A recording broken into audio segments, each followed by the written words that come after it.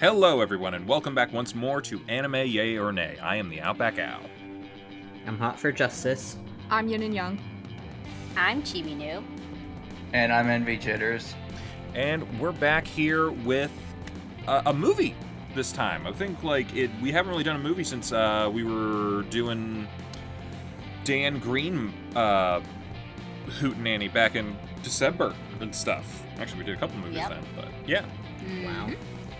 So, reason we're doing this now, we're doing the Demon Slayer Mugen Train movie, which is such a unique experience because it's actually canon for the story.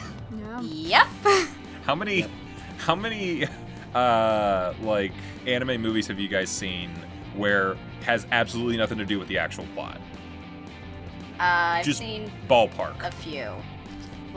Yeah. Well, I don't really watch movies for anime, but as far as the ones that I have seen, it's probably about 2 or 3, and they've all been non-canon.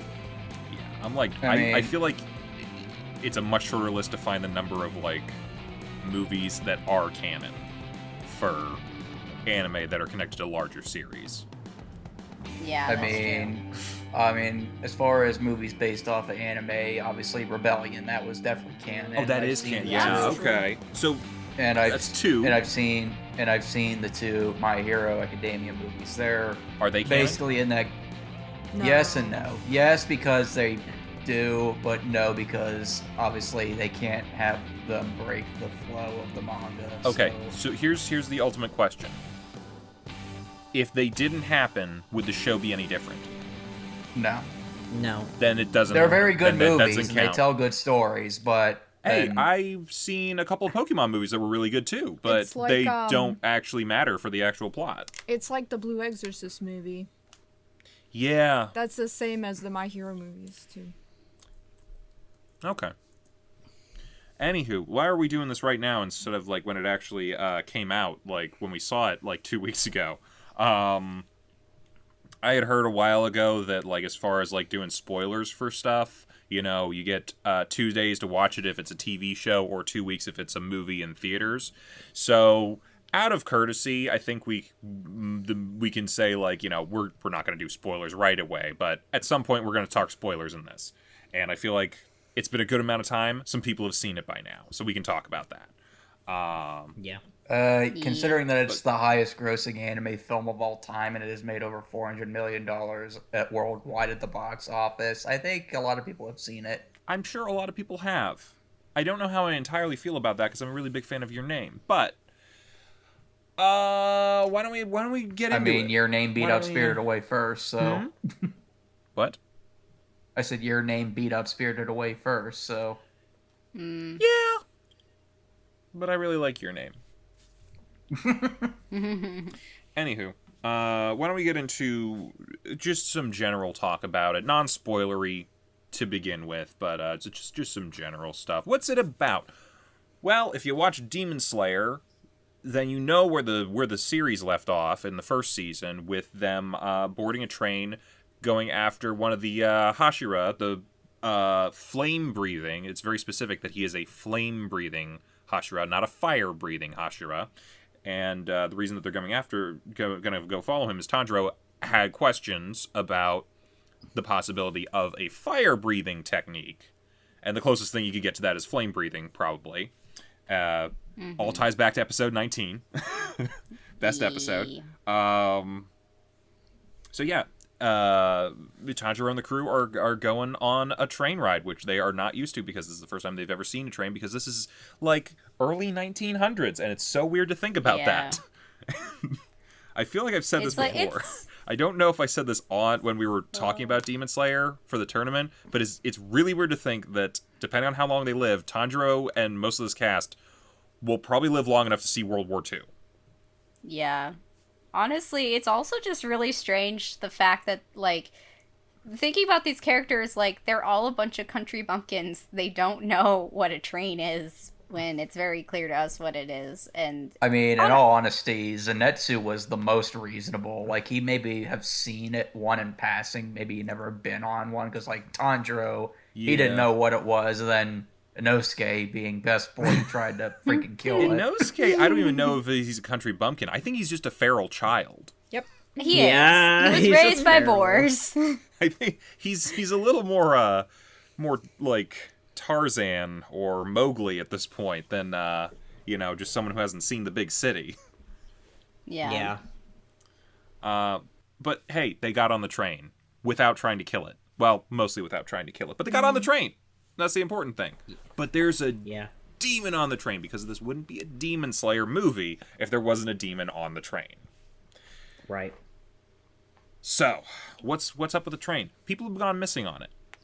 Because that's usually how the whole demon thing works. People go missing, and hey, you go looking for stuff after the crow tells you people went missing over here. Anyway, they find the Hashira. What's his name? I forgot his name. Rengoku. Say it again for me. Rengoku?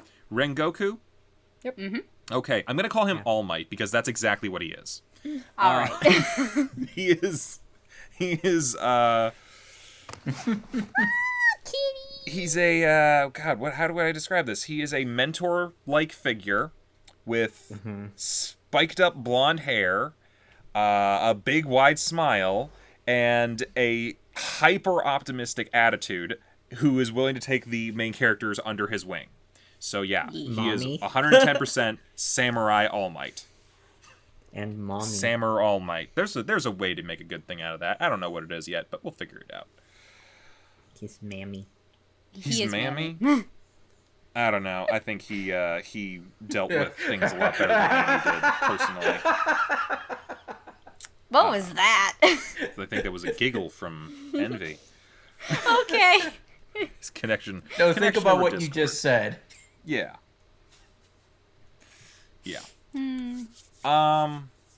We'll get to that later, but that'll be under spoilers for certain things. But yeah, they meet him, and heck of an intro where they just he's eating 40 bento boxes, and every bite he takes, he's just like, tasty, tasty, tasty. I'm like, and everyone is so done with him on that train car.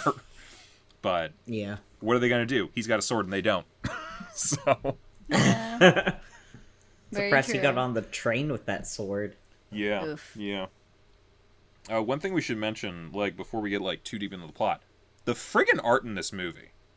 I mean, the show, great, but the opening shot of this was what? It was the trees, and it was the Demon Slayer. I forget what his name is.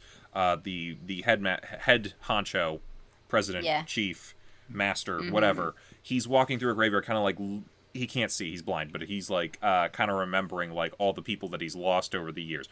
Fucking beautiful shot. My God, it almost looked like photorealistic animation for some of the backgrounds in this. It was gorgeous. Yeah, I was like, wait a minute, is this a trailer or something for some other live action thing that's shot beautifully? It's not. It's the animation. And I'm like, damn, someone worked for Miyazaki at some point. I don't know if that's true. I'm just speculating. It's Ufotable. They're really good at this stuff. But anyway, yeah, that was basically just a setup for the whole kind of demon slaying is not an easy thing, and people die in the process. We knew that from the series, but anyway, back to the train. People are disappearing on this train. They got to find the demon. The demon turns out to be the same demon that we saw at the end of the first season, who got...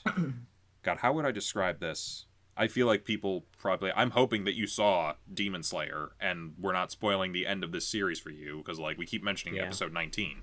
But, so... Muzan turned into a lady, took everybody to the castle from the beginning of Inception, which will actually come back later, I think, and killed all of his lowest demon 12 people, except for one who was step on me, daddy, and he was like, you know what, you get some extra power. And so that individual, I'm just going to call him they. I really think they're a non-binary character. I don't know if that's confirmed, but they seem very much like that. They are the one in control of the train, and their power I brought up Inception before. This movie has some dreaming elements to it. There are people. There's a demon magic where people fall asleep, and some people are able to go into other people's dreams. It's you know, there's a lot of people who are like, Inception ripped off Paprika. That's not true, but you know, this one, the fact that they have to like attach themselves to the other person with a string, and then have to enter the dream without them finding out that they're in the dream. Yeah. To get to the subconscious, I'm like, this is very Inception. And if you want to know what Inception is really based off, it's actually an old Donald Duck cartoon where the gang of dog robber people actually hop their way into Scrooge McDuck's dream cloud, because that's how everybody dreams in cartoons, to find the combination to his safe. And then SpongeBob did it many years later. So Christopher Nolan based his most popular film off of a Donald Duck cartoon. I guess technically it's more of a Scrooge McDuck cartoon, but I think Donald was there to help stop the robbers. But yeah. That's at least what it seemed the most like to me. Anywho, you're just Behind guessing? everything. I thought it's that the was one like that I real. thought that it was based on. You made it sound like a fact. I thought I read something somewhere. Okay. Don't quote me on it. But the very fact that they are literally going in to steal the combination of a vault from a rich man's dream I to guess then do that's something later, fair. that just feels a lot more close to Inception than Paprika did with, this is a, you know, we're going to hypnotize you and try to control the world kind of deal. That's true. Yeah. They're Everything all has some somewhat similar elements, similar. though. Yeah. Yeah. But, anywho... God, where was I? Yeah, people are jumping into people's dreams, and some people's dreams are very interesting and weird, and I don't want to spoil anything with that because it's just, it's so great to see it. It is funny. Really, like, it's funny, it's dramatic, there's so many different elements to it. Yeah. Because, like, for every person's dream, they each have, like, almost, God, like a whole different thing going on with each of them. Yeah. But there's... like, I really don't want to go into spoilers right now because I'm just saying, like, as far as like the rest of it goes, a lot of great character stuff happens, a lot of great fight animation happens. It better have. It was a Demon Slayer movie. It's just like, we need to go into spoilers. We got to go into spoilers. I got nothing else that I can really say without spoiling shit. I mean, if they clicked on this video, they knew that there would probably be spoilers, so... Yeah, they have been warned. 3, 2, 1, spoiler time. Okay, where do we start? Let's start with the dreams. What was everybody's dreams? Fucking insane. Who wants to go? Who's favorite? I mean, I hate the character the most, but I have to admit, Zenitsu's dream got me to laugh the hardest. Yeah. I personally really liked Inosuke's. I'm with you on that. Both of those Inosuke are was great. fantastic. That was great. God, we get... I mean, like... Inosuke dreaming that he was being the alpha, leading He is the Nezuko. alpha. Let's be honest here. Oh my gosh. Maybe. I don't know. I mean, we can... Like, as far as simplicity goes, explaining these, Zenitsu is in love with Nezuko, and they're together in his dream, and whenever someone tries to get into his dream to try to delve into his subconscious to kill him, he finds them and is very angry that they are not Nezuko. And he... Do you guys remember the game The Clock Tower? With Scissor Man? No. No. Look it up sometime. It's like a very early horror game. Yeah, he essentially chases around the person trying to invade his dream with a pair of hedge clippers trying to kill them.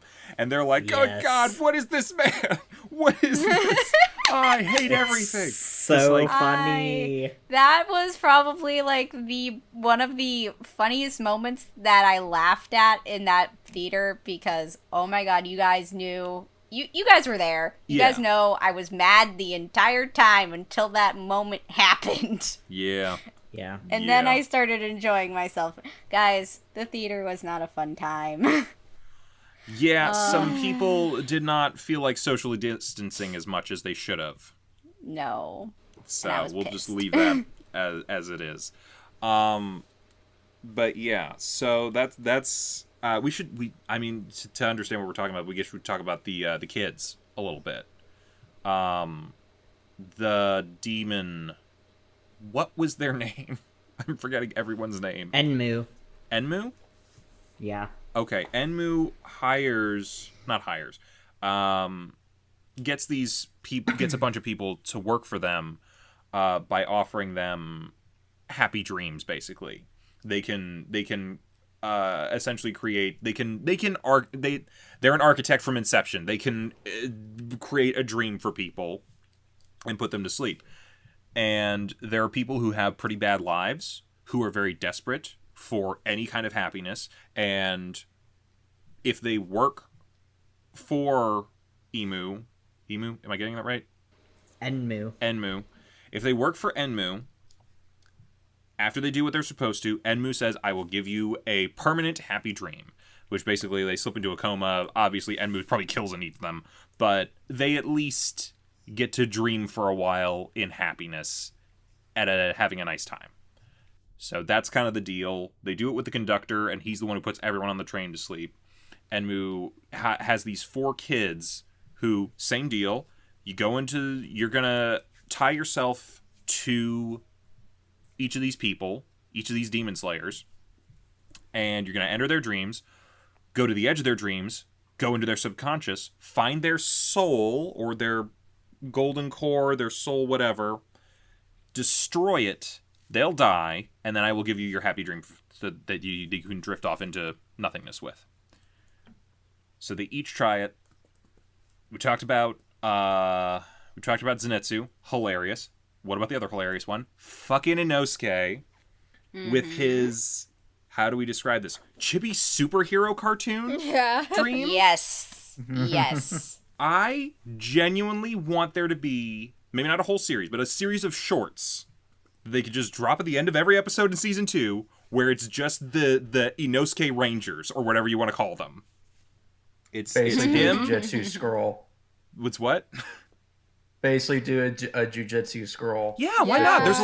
There's a lot of shows that do that kind of stuff. You got Inosuke being Inosuke. You got Bunny Nezuko.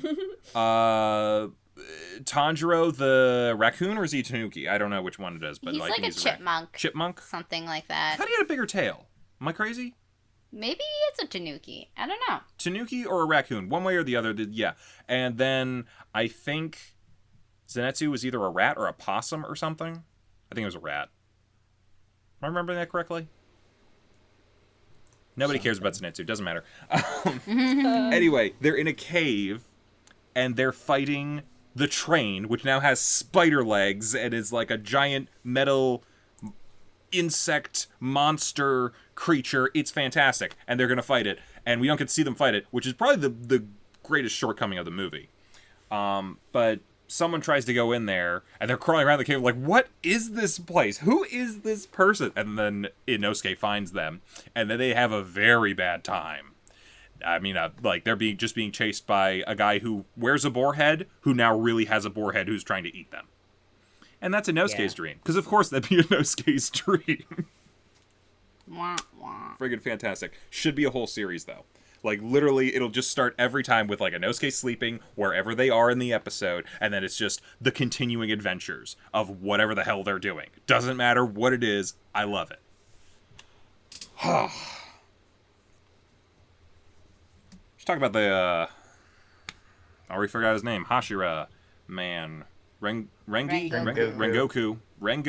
There you go. All Might. All Might's dream is about how he was a disappointment to his father, but he was an inspiration to his brother, and he worked very hard his whole life to become a Hashira. And kind of like the back and forth of like, yeah, life sometimes is disappointing, sometimes life is very happy, and like it's kind of, you know, I think that's kind of where we got into his. I mean, he has this. I mentioned the hyper optimistic attitude. I think like a lot of that stemmed from, even if he's not optimistic, I think he wants to put on a smile for everyone else around him. Kind of deal. I think he did that for his brother. I think he does that for the team, and I think that's just kind of his thing. And he has a lot of resolve to do that, to kind of try to, because like that's also why he's a demon slayer. I think he grew up in the society a little bit, because I think his dad was also a Hashira, and he learned from him and all that.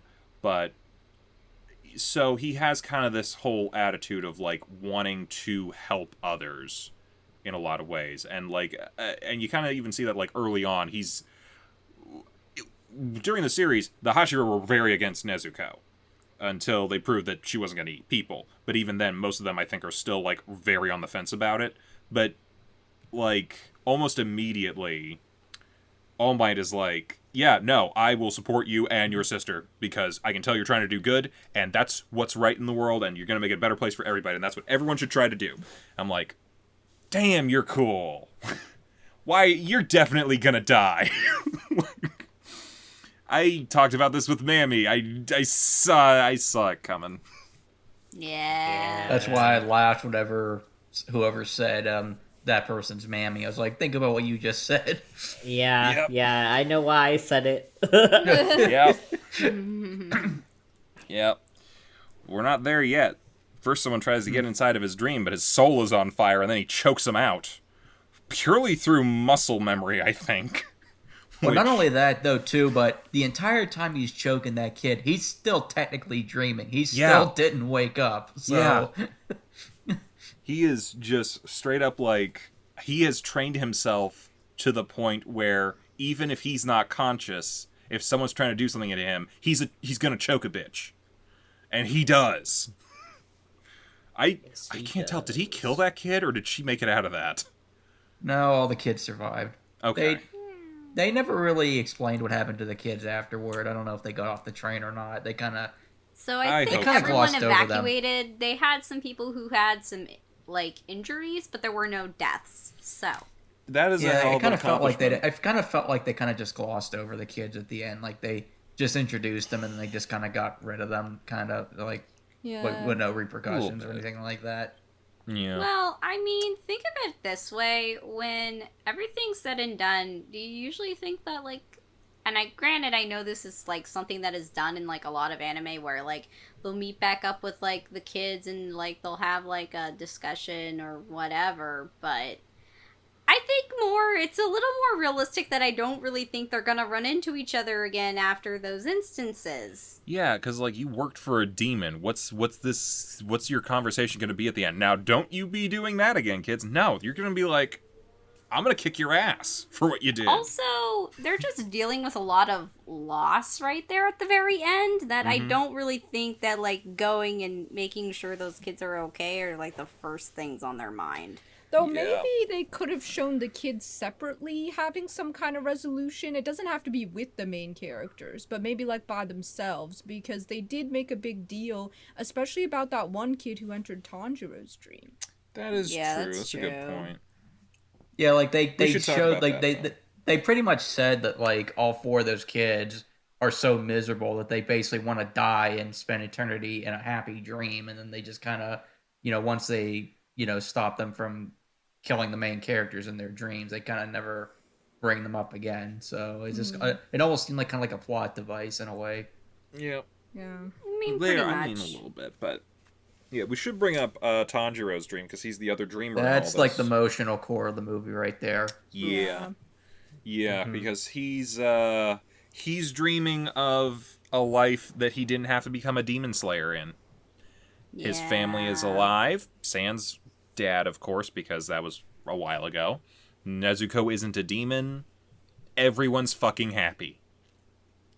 Yeah. I'm honestly reminded of Rebellion again.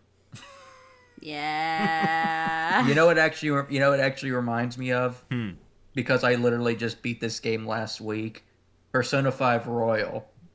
In Persona 5 Royal, there's a secret part of the game where the main villain tries to rewrite reality to where everyone is no longer miserable and everyone's living a happy, perfect life. And that just basically reminds me of what the villain was trying to do in a sense with Tanjiro, like trying to give him, clarity, his happiest place. And obviously he has to realize that, what happened. You can't change or affect the past. You have to move on.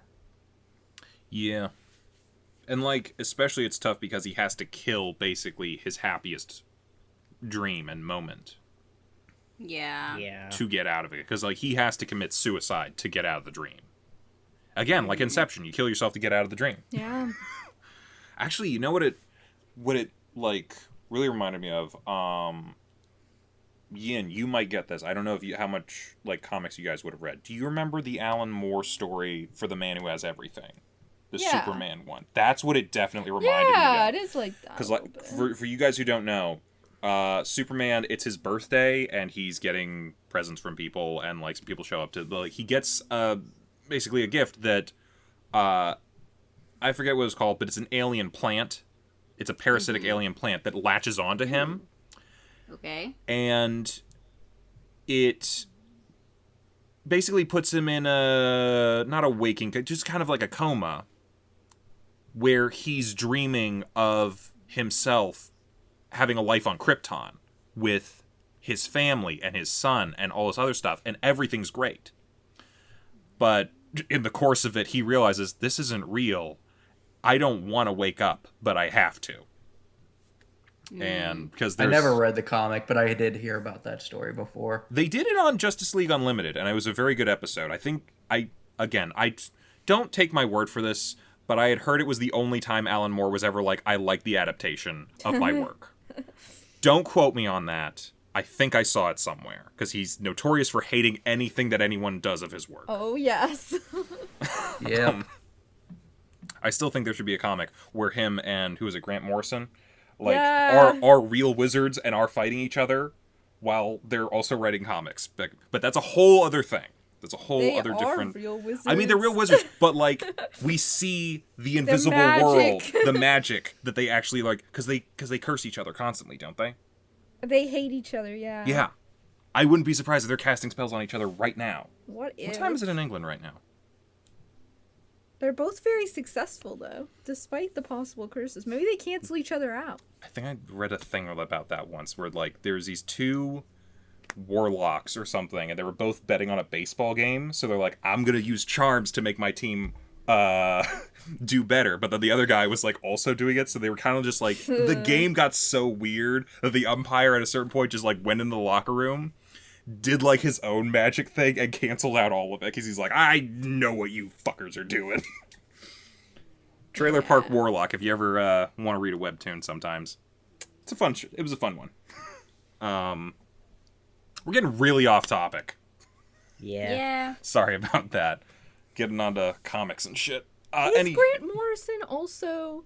Does he also, like, do the magic, like... I thought that's what... Yeah. Actually, I think I learned that from Trailer Park Warlock. There was, like... okay. Because I know that they have a feud, but I didn't remember if they both... He, like, did that as does, like, sigil magic and stuff. And that's, like, some of the stuff that he does was the basis for what the writer did for that web comic. Interesting. Okay, anyway, I just had to clear that up. Yeah. Moving on. Yeah. From Grant Morrison. Lex Luthor versus Gandalf, and they both have magic. Anywho, Tanjiro's person goes into his subconscious, and it's this beautiful... I feel like he's walking on water. It's like what you have when you have a clear, like, a beautiful blue sky with clouds and, like, a totally flat surface of water that perfectly reflects the sky. Mm-hmm. And the kid's just walking around and like, what is this place? It's so nice. It's wonderful. It's so pleasant. I feel warm and safe. And then he meets a little... What? It is a reflection of Tanjiro's whole being. Yep. Yeah. all of their like subconscious is a reflection of their whole being, and Tanjiro is the purest of cinnamon rolls. and he meets a bunch of fairies in this like sky world that take him straight to the core of Tanjiro, which is a giant glowing light, the sun itself. He's a giant ball of gas. And the kid's like, why would you bring me here? You know I came here to destroy it. He's like, and they don't say it. He's like, I am so touched by everything that's going on around here. This is the first time I've ever been happy in my life. So he leaves the dream, and he's like, I don't want to kill you, man. That was the most beautiful thing I'd ever seen. You're a beautiful soul. But nobody else is having it. They all want to kill everybody. Yeah. Yeah, they got out because Nezuko Good old Nezuko. Yeah, her blood. Yeah, her blood magic thing. She burned the ropes to get them off of them, and then she just headbutted Tanjiro till he woke up. She was so cute and sad when she was like crying though. Yeah. I felt bad for her. That's Nezuko, man. She's just slamming her head into Tanjiro's forehead trying to wake him up. Which, that is, you never win that fight. No. with how thick his skull is. No way. Oh, boy.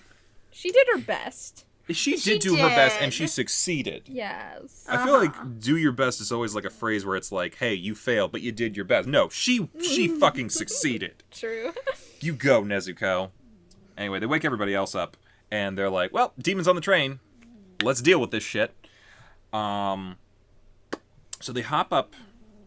Well, they're kind of going around. Zenitsu didn't wake up, but that's probably for the best. Yeah. They jump up onto the roof of the train where Enmu is, and they and Tanjiro get into a fight. And they're constantly trying to get Tanjiro to fall asleep, but Tanjiro already knows the trick. He has to kill himself in his dream to wake up, and then he goes after him. And it's a very difficult fight because he can't get a full swing going, but eventually he does, and he cuts Enmu in half. And then we realize that Enmu fused with the train, so it doesn't matter. And now the giant train is now a, okay, let's be honest, hideous CGI tentacle monster. Yeah. It is. Yep. That is the one part of the movie where the animation just made me very mad. It just looks like... I've seen worse. I've seen far worse. I have too. Yeah. But it could have looked a lot better had they not tried to make it look like disconcertingly like weird. Like had The they only tried to time make it this- a little more subtle, I feel like The it would have only been better. the only time the CG really bothered me personally was when they had Enmu's face 2D superimposed on the tentacle, which was 3D. I'm sorry. That was kind of... It was weird. It was all It not was great weird. because I feel like we can safely say the majority, like almost all the backgrounds were CG, Yeah. but Yeah. it's moving in a dynamic way for the most part that you don't notice it. I kind of Yeah. did though a little bit. They look kind of It's like not always cut out perfect. sometimes. It's not always perfect. But yeah, all the characters for the most part are 2D, and then you have them with these CG tentacle things, and it Yep. looks very much like you have this beautiful piece of art, and then you put like some cheap source filmmaker thing and just overlaid it. It doesn't really work, and I feel like as good as Ufotable is, I don't think they can do tentacles. I don't think they can because it looked the exact same as Fate Zero when Bluebeard summoned the Cthulhu monster. And I'm like, So- everything else in that Forgot series, about that. everything else in that Honestly- series looks fucking beautiful except for those creatures. True. Honestly, the thing is I don't think they were going so much for tentacles. I think they were going more for like a musculature. Yeah, So- like I was like a I was thinking pseudopod intestines. almost. I was thinking like intestines. Maybe, Yeah, I like, was thinking more like that too. yeah, Like, and I think had they made it like a little more looking fleshy, I guess, and less like bulky, I feel like it could have worked. yeah. But- I feel mean, there's a it couple would have different ways been you can go very with it. time consuming for them to animate those entire things 2D. So I they get probably- that too, but at the same time, I feel like the majority of their show has been CG animation with 2D like over top of it to like help with it. I feel like they probably mastered it better than anyone else. Yeah. I almost feel like it's the one thing where they could have shown off the most by doing that. I think they probably just didn't have the time or something. I mean, that's a Or possibility. they saved their entire budget for the finale. Okay, that looks That's fair. amazing. Yeah, very True. fair. that is very true. And to be fair, I personally enjoyed the hell out of the sequence where Tanjiro and Inosuke teamed up to defeat the monster at the Yeah. front It's a of the fantastic train. sequence. Like Oh no, it is. like it they're really is. they're buddy they're like them actually working together and Inosuke actually respecting Tanjiro to help him out like to think Yeah. where they started out and now they how we started and now we're at now. Yeah. No, I think the whole sequence, in fact, I think like the whole movie as a sequence is fantastic. It's just, it's jarring. I think I got used to it after a while, but it's very jarring when you first see that CG. Yeah. But yeah, so It Fleshy certainly didn't ruin the action sequences, No. but it was weird looking, yeah. Yeah. So, Fleshy Train Monster is now going to try to eat everyone, but bad news for them, everybody's awake. Almost everybody's awake. The people who need to be awake are awake. Yeah. And they set a plan in motion. The Hashira's going to take 5 cars. Nezuko's going to take 2 cars. Tanjiro's going to take the demon up top. The Inosuke is going to take a couple cars. And Zenitsu, they don't know what Zenitsu can do because he's asleep. So the battle commences, and it's friggin', beautiful. Love it. Everyone's showing off. Everyone's showing off them breathing techniques, especially All Might. Good God, some of those flame swipes and everything that he was doing. Fantastic. Nezuko's kicking ass. Inosuke's kicking ass. Tanjiro's trying to kick ass, but he is also dealing with the fact that the thing he's trying to fight has no head. And then we get a fantastic one good moment for Zenitsu, where he does his thunder step thing. And that's it for him. He's done for the rest of the movie. Zenitsu always gets like one cool moment, and then everybody hates him for the rest of the show. I don't hate him. I know you don't hate him, but you're the only one who doesn't.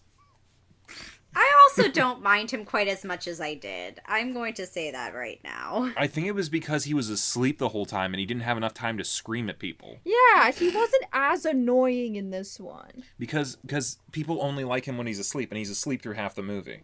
He does have that cool moment, and I think the Nezuko stuff was funny enough this time that he didn't irritate me too much. But yeah, I just can't stand it when he's all screamy. Yeah. But he didn't have as many of those moments this time, so I was kind of okay with him. Yeah.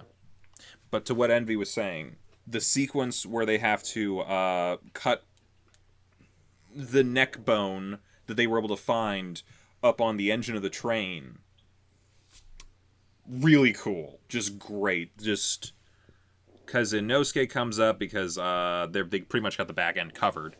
So it's 2-on-1, 2 swordsmen versus giant proboscis spewing demon train that can hypnotize them with a glance. That's the one benefit where Inosuke with the mask. It's like how can he, like, it's all about the eyes, and well, can't really see Inosuke's eyes with the boar mask on. Yeah, so he's just having a good time. Tanjiro, not so much, because he keeps, like, every other second getting put back in the dream, and he has to kill himself over and over and over again. And I'm like, that demon's gonna pull a fast one, and they do, because the last time that he's about to cut his own neck open, Inosuke stops and he's like, "You're not dreaming." He figured it out. I'm like, damn, Inosuke, good move. Mm-hmm. Inosuke got so much stronger. Like, I think that was, like, one thing that we didn't really get to see at the end of the show. Like, we did see them training, but, like, we've seen Tanjiro from, like, when he was, like, level 0 to where he is now. We didn't get to see Inosuke in action after their breath training stuff at the compound. Yeah. And I feel like this is the first time he really got to show off. He did get to show off, and it also showed a little bit of his character growth that we got to see from, like, after the whole, like, spider demon saga, where, like, he has grown to, like, instead of just go, like, Inosuke rushes in all the time, he's now, like, starting to get a little more methodical with how he's going about his fights. So I'm enjoying that because he's actually thinking through, like, what all the possibilities are, and, like, is he actually going to be useful, or is he going to get in the way? And he's listening to people. Yeah. Like, that's huge. He used to just be Leroy Jenkins and run in, fuck what anyone else says, and if you tell him to do something, he will do the exact opposite. Now, and part of this might just be the Hashira, like, just having so much presence, and he's just like, yeah, I will absolutely defer to you. You are the alpha. Well, I will definitely say that this does progress a little bit more in the manga from what I've read so far. So yeah, it's character development. It's Looking good. forward to it, season 2. Hoping that Yeah. happens soon. They've announced that, right? Yeah. Was that? Yeah. When is that? Yes, it has been announced. It's We gonna are getting basically it. only it's gonna be a shorter season. It's gonna adapt the Red Light District arc. Well, or I'm whatever it's I'm called. wondering when it's coming out. Oh, this fall. Oh, sweet! Don't have to wait too yeah. long, actually. Yeah. That's nice. Excited. Yeah, so crazy cool scene with all that, and they have to like take down the train, and they're like trying to like simultaneously hit this thing, and we're seeing some more of we actually got to see a couple more of Inosuke's techniques, because we don't really see a whole lot of his like actual breathing techniques and moves and stuff. And they're very basic, they're very animalistic, but it is cool to actually see him do them. They cut the train, and the train go boom. It crash hard, and everybody's thrown off and trying not to die in the process. It's not easy, but they manage. And yeah, everyone's just kind of lying around like, wow, that was intense. And the demon train head, Enmu's head, pops out and it's like, I want to kill you guys so bad. Daddy Muzan, step on me. We don't get a backstory for them. I think that Enmu's voice, that he's voiced by, or they're voiced by Landon McDonald. Mm-hmm. I think that their voice is fantastic for like the kind of character they're supposed to be. You're right. Yeah. You're absolutely It's- right. But let's be honest here. Their character is very much Daddy Muzan, step on me. A little bit. Well, yeah, yeah. I mean, That's for why I'm sure. doing that. Yeah. It's I- just like it's very good. It was interesting though that we didn't see the backstory. I was just gonna say that. because we usually do every time they die, and then he's all So- empathetic. Here's the thing thing. with it, not all the time. So the swamp puddle demon, that he did not show any mercy. We did not get a backstory for them. That's fair. Yeah, that's true. So But- the thing is like, I feel like if it's under a certain set of circumstances, or if, like, say they are a victim of circumstance, I feel like that's something completely different. You know, now that I'm So- thinking about it, I don't think we got backstories for the 6-arm ball girl. We Or, didn't get a backstory, but he felt for her. Yeah. Yeah, well, I think it was because he saw what happened to her when she said the word Muzan or something. Yeah. But, yeah, I don't think Vector eyeball hand guy got one either. I guess it was only the one in the house and the spider one. So Spider Mom got one. Spider Mom, we The got Spider- a little. but We did get one for Rui. We also Yeah. got one Right. for We're Spider missing Sister a little bit. So Spider Um, Family, let's just say Spider Spider Family in Yeah, general we got did the get a Spider backstory. to be family. fair, each of them are individuals. I think they get points. Daddy didn't Many get one, Armed but whatever. Demon got one. There were a good number of them that did. It's just, I feel the ones that he feels are horrible and show no remorse for their actions and what they're doing, those are the ones that he shows no empathy for. I guess that's fair, but at the Which- same time, fair. for me, from like a narrative element and kind of thing like that, I feel like they give the backstories to the bigger demons that have a much larger impact on the story as a whole. Now, you would think that maybe the ball arm girl and the eyeball hand guy were a big part of like the event of meeting Dr. Lady and the Simp, but I like Puddle Demon. I'm not saying you could cut that out and the story wouldn't change, but to be fair, it could. Like, I don't think you can cut out giant multi-armed demon guy or the spider people at all. Yeah. They are so integral to the character development and everything else like that. But yeah. I'm I just. feel... Go ahead. Eh. No, I was just gonna say, going off of what I've read so far in the manga, yeah, those characters did not get development. Like, nothing was covered with them. Like, the manga doesn't go more in depth. Honestly, the manga for the anime, it's a very accurate adaptation, I feel, for the manga for how it's going. So, I mean, but what I mean by like what I'm saying, like I feel like you get a backstory if you as a demon are important to Tanjiro's character and his development and his story, or large events in his story. I feel like the Mugen Train is a very big moment for Tanjiro and everyone. Yeah. it is a big And it's moment, a little weird that we didn't get a demon that also came with a backstory for that moment. but, well, we didn't get a demon with the backstory, but we got a Hashira with the backstory. That's fair. So, That's fair. I feel like his importance to Tanjiro as a character outweighs the demons in this episode, because yeah, the demons are there and the demons are badass, but who here has more of an influence on Tanjiro as a character is Rengoku. So That's it true. makes more sense for And him I'll to be completely have a lot 100% more honest. development than them. And also, now that I'm thinking about it, what would Step On Me Daddy Demon have as a backstory? Step On Me Daddy is their backstory. Probably. I mean, I didn't give a shit about him. I thought he had cool powers and he served his purpose, but I didn't care for him at all as a villain. I thought he was annoying, to tell you the truth. I couldn't wait for him to die. I don't know that I found him annoying.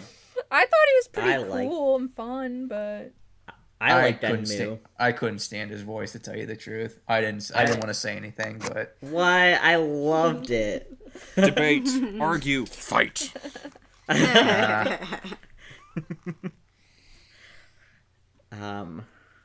But yeah. But Yeah, then, so then once everything is clear and they're seeing if everybody's okay, Rengoku's like, "Wait a minute, why do I hear boss music?" Yeah. which demon is this? Is this like the third strongest? Yes. The top, it's in the Yeah. top. Well, I think it's top, Top 5, but he's like three. number 3. Yeah, he's number 3. Yeah. So, top 6, number 3. Ooh, we're getting up there. Yeah, big boss demon. The martial arts master demon. What was his name? I don't know whether we got one. Kyojuro. Gojiro? Or no, that's Rengoku's last name. My bad. I'm looking at the wiki. It's Akaza. Akaza. Well, Akaza shows up. Sukuna.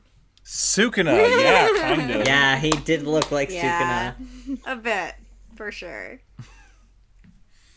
So yeah, he shows up and he's like, "Hey, who wants to be a demon?" And everyone's like, "Nah, man, we're good." He's like, "Are you sure? I could beat you until you decide to become a demon." "Nah, man, we're good." And epic fucking fight between Yeah. Rengoku and that guy. Just, ooh, going to town. And we come back to like that whole, he has like this, I want to be the best that I can to help and protect the people around me, no matter who they are. And like, he will not be corrupted or deterred from that path. Oh, I forgot to mention too that during that fight with Enmu, Tanjiro got stabbed, and basically Rengoku had to teach him how to basically internally stop his breathing. Oh, right, yeah. That was like, that's why Tanjiro couldn't help, and Inosuke's like, yeah, they're going so fast, they're like going faster than the speed of light. I would probably get in their way and die. Yeah, which is, again, big for him, like, realizing his own depth and his own, like, limitations at that point. Mm-hmm. I mean, that guy seriously did need some help, but yeah, anyone else there would have just been in the way. But yeah, so fight is great. It doesn't go well for Rengoku, but I want to say he won the moral battle, because at no point, because like the demon just keeps saying like, "Hey, join me. You're so good at fighting. Imagine if you were just superhuman like me. You could be even more amazing. We could fight like this forever. Wouldn't that be fun?" And he's like, "Dude, you're fucking nuts. Fuck off."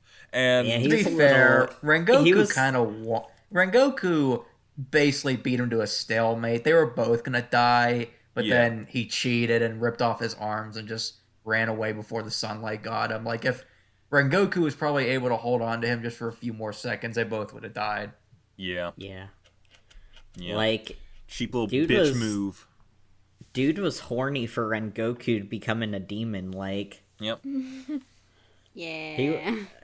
he was like so adamant about it. It's like I Toto think when he it's- finds a guy who likes a girl with a big ass. Yeah, I was gonna compare him to someone else, like another show where they do that. Cube, Oh, you want to be you want to be my- a magical girl? You want to be a demon? no, My Hero Academia. With I can't spoil it. Fuck. I know who you're talking about. I know who you're talking about. And V knows. And V knows. I know who you're talking about. I was gonna say Yeah. it was like Adam and Skate. Yeah. I feel like there's a lot of those characters in anime. Yeah. Yeah. So many. Absolutely. They just love the power and the fighting. It's like the Joker. He just wants an opponent. Yeah, like Hisoka's that way too. Yeah.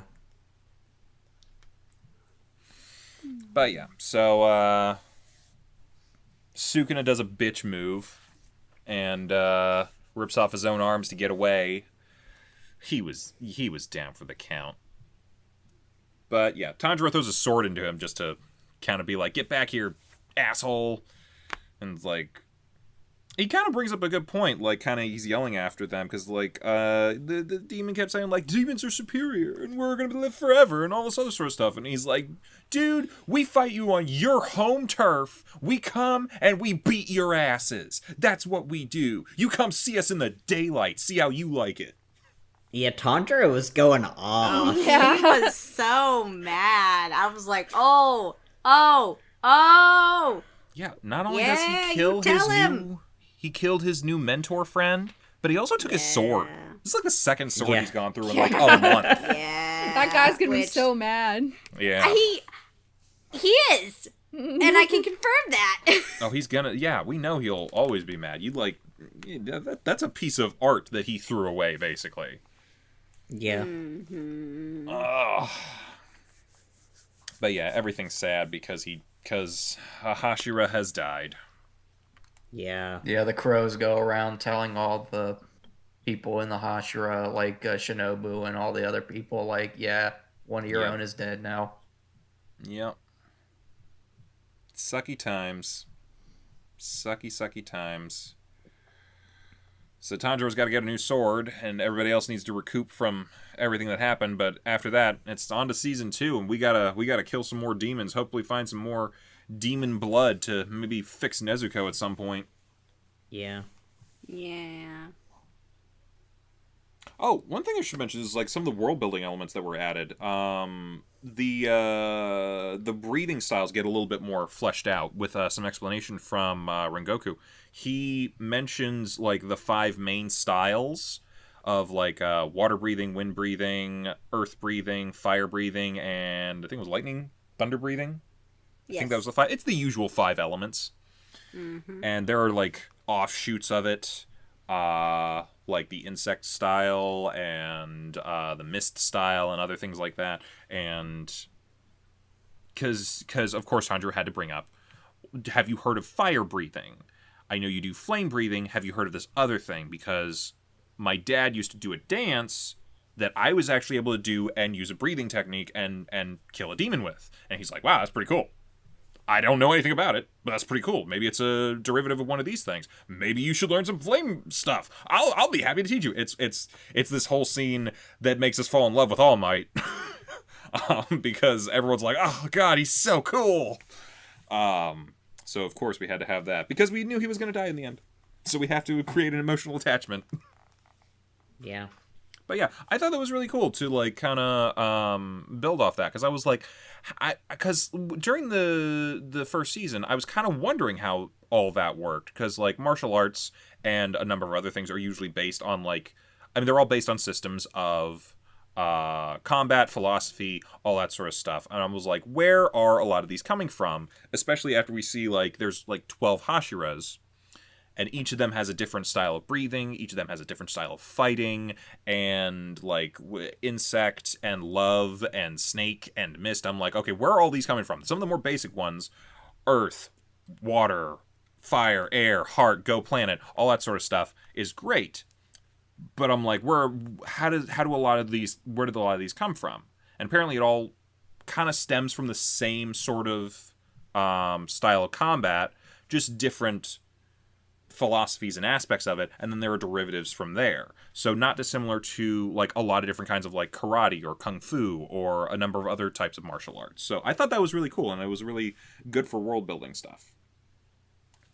Yeah. So then what would Inosuke's style be under? See, here's the thing. I think he invented his own style. Beast breathing? Yeah. So my thing is like, because his thing is more vibrations, I always thought it was more of like an earth-based one. Yeah. Possibly, but still, it does feel like it's very much his own thing, because I'm pretty sure he never had a master. He was a feral child who raised himself in the woods. That is true. Yeah. Like, No idea. like, you know, I think you're probably right. It probably is based on some degree of Earth stuff, but if it is, he's probably like Toph from The Last Airbender. Yeah, Just metal bending. honestly, Just that kind is of went out and figured out their own shit. honestly, that is actually kind of how I thought of it when I first saw Inosuke use it during the Spider Demon saga. Mm-hmm. Because I was like, I feel like I'm watching Toph like touch the earth with her feet. Yeah, and like they just went out. They were in the woods, surrounded by animals. They saw what the animal. That's honestly how like a number of different like styles of kung fu were made. Like, you know, a lot of them are named after like animals, like snake and tiger and crane and all that sort of stuff. It's because they watched those animals, saw what they did, and then incorporated it into martial arts. And I think that's exactly, Inosuke just went straight to basics. How does a boar attack something? Okay, now how do I do that? How does a snake or a deer or a whatever that I've seen do what they do effectively? How can I do that? And he just made a thing. And then they gave him swords. Yeah. All things considered, he's probably, when you think about it like that, he's probably the most combat intelligent person of the group. Yeah? Like, he kind of Probably. he invented his own thing. Well, yes, but then also his style in the beginning was run, ask questions later, or ask no questions. And this movie, he's actually starting to use some strategy for the first time. True. I never said he was perfect out the gate. But you got to give him points where points are due. He did all this he's on their level without ever having had a teacher tell him anything. I don't know. Maybe we'll see more of that. Maybe we'll learn more of his astounding beast style. I hope so. Same. Yeah. Maybe Zenitsu will learn another move. Who are we kidding? He'll never learn anything. He perfected his one, and he will stick with we it. give him that much. He has reached the ultimate perfection of a single technique, and He needs to learn how to conquer his fear so that way he can attack while he's Wants to be- awake. Yeah, well, Yeah. yeah. Trying to think what else. What else can we talk The about? ending with song this? was great. It's been 2 weeks. I forgot what it was. Yeah. It's same. done by the same girl, Lisa, who sang the OP and the ED. It's called Homura, and it's basically a song about Rengoku. In a way Oh he my feels in the god! lyrics. It's called Homura. Yes. Well, The 'cause connections ho- are just getting bigger. the word ho means fire in Japanese, so That's makes great. sense. It's called Homura. yeah. It all comes back to Majoku Magica. Oh. To be fair, the song got released like before the movie came out, and so I was able to listen to it a whole bunch of times, and yeah, it's very emotional.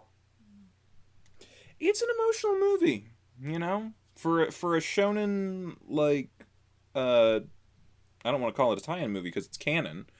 It's got a lot of ups and downs, a bit of a roller coaster. Yeah. And, like, it switches from, like, heavy to funny very quick. Like, we go from, like, Rengoku's dream and Tanjiro's dream to Inosuke and Zenitsu's dreams very quickly. And it's suddenly a very fast tone change, and yet it still works. And, like, even, like, I remember one of the bigger laughs in the theater, like, kind of out of nowhere, was, like, right after the train crashes,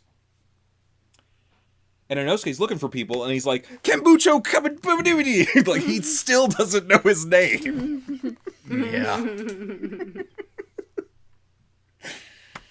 I think my favorite laugh in the whole movie was whenever the one kid was trying to find Zenitsu's soul, and it's just pitch black, and then all of a sudden you just see Zenitsu just pop up right behind him with the most pissed off look in his face. It's like, why are you trying to run up my dream with Nezuko?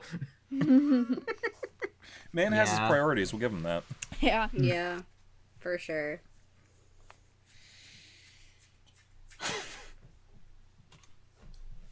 I don't know, this is a good-ass movie. Yeah, it was a fun time.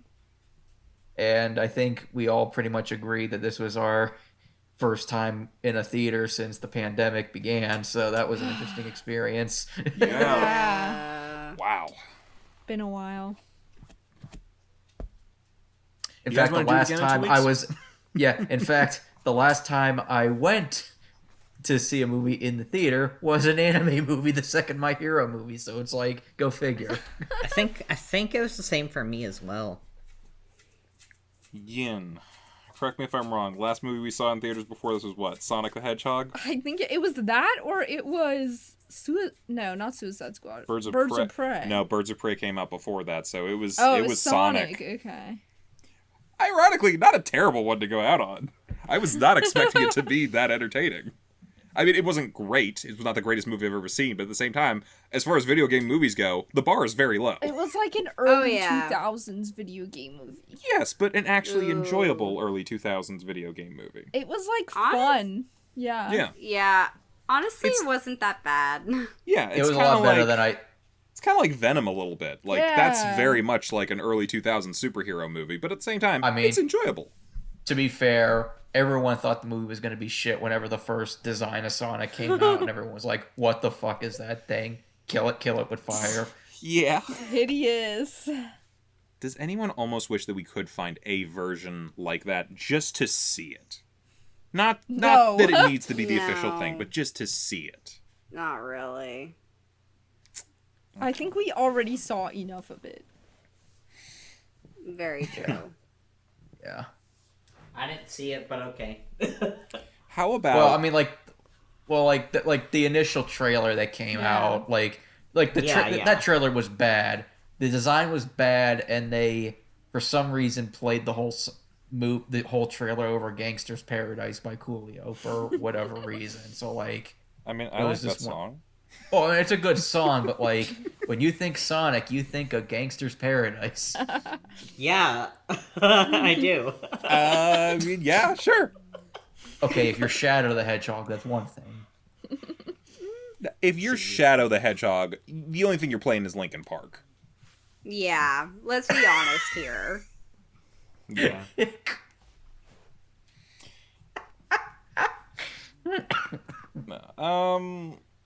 I have a question. How would everybody feel if they replaced the CG of the train in this one with original Sonic the Hedgehog trailer Sonic the Hedgehog?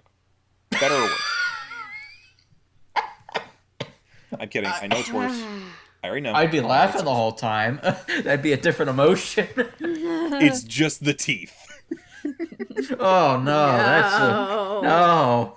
No, thank you.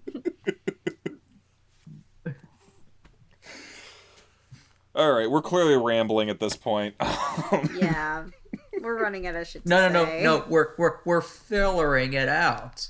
Oh, Yes. Please Good. stop. Good. I can't say it's good. It's a terrible transition. What are we doing next week? Let's talk about it. We had a tournament pretty recently, right? Yeah, we did. That one went well, I think. It was a hell of a hassle to put together, but we did it. Why don't we do another one? Except way lower stakes. In 1 week. Okay, so yeah, we kind of talked about this and we were discussing it a little bit. We're gonna do a mini tournament for next week of filler episodes from the shonen shows that we watched. What we're gonna have, if you're following along with us and you like to watch what we watch every week when we do it, which you should, because yes, you should watch.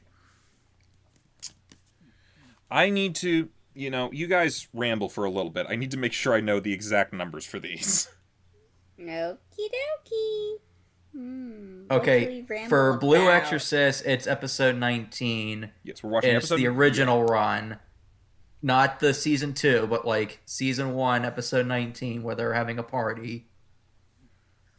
And then My Hero Academia, it's episode 39. It's the season premiere of season 3, but you don't have to worry about the plot. It's a filler episode. They have a swimming competition. So there's that. Yes. And then it's episode 101 of Naruto, the one where they're trying to see what's under Kakashi's mask. And then, hang on, let me find the last one.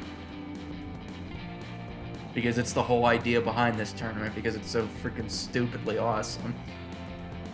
The last one is episode 125 of Dragon Ball Z, Goku's Ordeal, where he has to learn to drive. So those 4 episodes. Wow. Blue Exorcist birthday party, My Hero Academia pool party, Naruto Fine Teacher's face party, and Goku try not to run over civilians party. We're gonna watch those 4. I don't know what the brackets are gonna be, or if there's even gonna be brackets, but whatever. We're gonna watch them. We're gonna debate again. We're gonna see who comes out on top, and who ends up with the best filler. Best can be very subjective, so should be fun. And then after that, maybe we'll go do something normal for once. I don't know. Yeah. We'll see. We'll see. We'll talk about it, and then we'll let you all know. So, we'll see you guys next time. Bye-bye. Bye. Bye. Hey, thanks for watching, and if you haven't already, be sure to subscribe and ring the bell icon for notifications. If you enjoyed this video, give us a like, and if you haven't already, check out some of our previous episodes, our daily gaming videos, or our parody series Madoka Magically Abridged. See you next time!